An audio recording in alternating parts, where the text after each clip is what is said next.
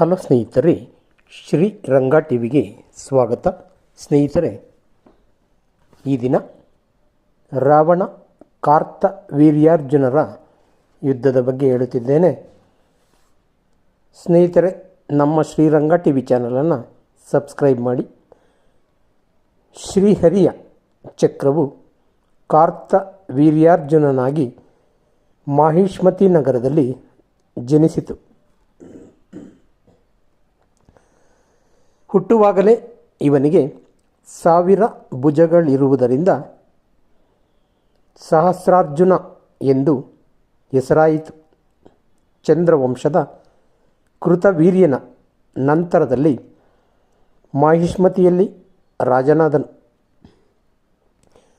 ಉತ್ತಮ ಸಂಸ್ಕಾರಗಳನ್ನು ನೀಡಿ ಮಗನಿಗೆ ವಿದ್ಯಾಭ್ಯಾಸ, ಶಾಸ್ತ್ರ ಅಭ್ಯಾಸಕ್ಕಾಗಿ ಸಹ್ಯಾದ್ರಿಯಲ್ಲಿ ವಾಸವಾಗಿರುವ ದತ್ತಾತ್ರೇಯ ಮುನಿಗಳ ಬಳಿಗೆ ಸಹಸ್ರಾರ್ಜುನನನ್ನು ಕೃತವೀರ್ಯನು ಕಳಿಸಿದನು. ಹೀಗೆ ಕಾರ್ತ ವೀರ್ಯಾರ್ಜುನನು ಬಲಿಷ್ಠನಾಗಿ ಅನೇಕ ಕ್ಷತ್ರಿಯ ರಾಜರನ್ನು ಸೋಲಿಸಿ ಅವರೆಲ್ಲರ ಬಲವನ್ನು ತನ್ನದಾಗಿಸಿಕೊಂಡನು. ಉತ್ತಮವಾಗಿ ಆಡಳಿತ ನಡೆಸಿದ ಕಾರ್ತ ವೀರ್ಯಾರ್ಜುನ ಪ್ರಸಿದ್ಧ ರಾಜನಾದನು. ಒಮ್ಮೆ ತನ್ನ ರಾಣಿಯರೊಂದಿಗೆ ರೇವಾ ನದಿಯಲ್ಲಿ ಜಲಕ್ರೀಡೆಯಾಡಲು ಹೋದನು. ಇವರ ಜಲಕೇಳಿಯನ್ನು ನೋಡಿ ಅಪ್ಸರೆಯರು ಸಹ ನಾಚಿದರು. ಆಗ ಮಧ್ಯಾಹ್ನದ ಸಮಯವಾಗಿತ್ತು. ಲಂಕಾಪತಿ ರಾವಣನು ವಿಭೀಷಣನ ಚುಚ್ಚು ಮಾತಿನಿಂದ ಕಾರ್ತ ವೀರ್ಯಾರ್ಜುನನ ಮೇಲೆ ಯುದ್ಧವನ್ನು ಬಯಸಿ ಮಾಹಿಷ್ಮತಿ ಕಡೆಗೆ ಬಂದನು. ಮಧ್ಯಾಹ್ನದ ಸಮಯದಲ್ಲಿ ರೇವಾ ನದಿಯಲ್ಲಿ ಮಳಲಿನ ಲಿಂಗವನ್ನು ಮಾಡಿ ಪೂಜೆ ಮಾಡಲು ಆರಂಭಿಸಿದನು. ಆದರೆ ಸಹಸ್ರಾರ್ಜುನನು ತನ್ನ 1000 ತೋಳುಗಳಿಂದ ಹರಿಯುವ ನೀರನ್ನೇ ನಿಲ್ಲಿಸಿದನು.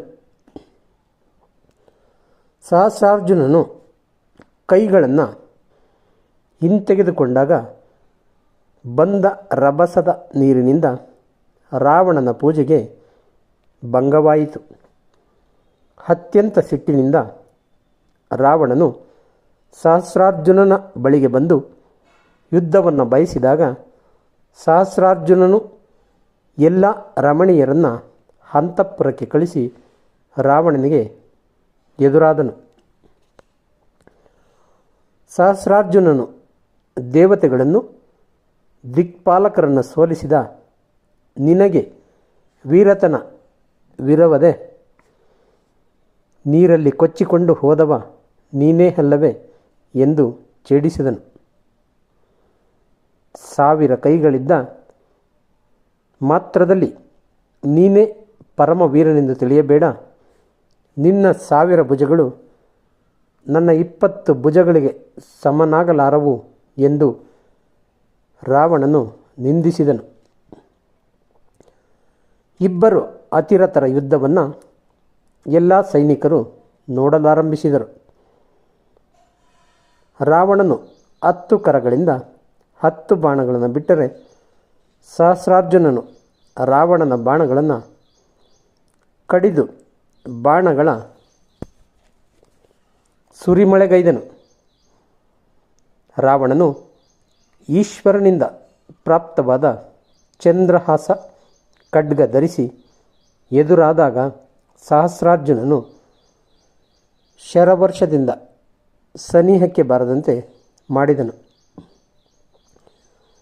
ವಿವಿಧ ರೀತಿಯ ಶಸ್ತ್ರಾಸ್ತ್ರಗಳನ್ನು ಪ್ರಯೋಗಿಸಿದ ವೀರಾದಿ ವೀರರಿಬ್ಬರು ಮಾಡುತ್ತಿರುವ ಯುದ್ಧದ ಪರಿಣಾಮವಾಗಿ ಎಲ್ಲೆಡೆ ಬೆಂಕಿಯ ಜ್ವಾಲೆ ಕಾಣಿಸಿತು.